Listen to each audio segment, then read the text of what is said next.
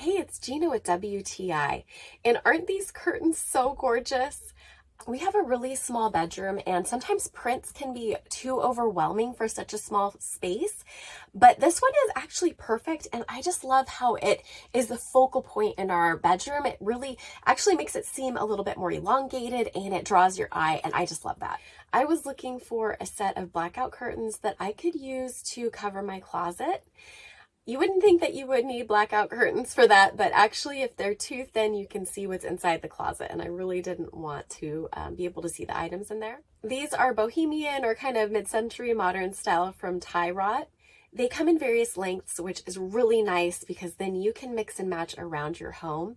I got the 63-inch length because I wanted some space underneath the curtain so that I could get some airflow into the closet. I just love the bright colors. They absolutely pop and they match the rest of my bedroom perfectly. I used a handheld steamer to get rid of the lines from packing and shipping that were on the curtains, and that worked really well. I got the floral boho print, and I just love the variety of colors in these.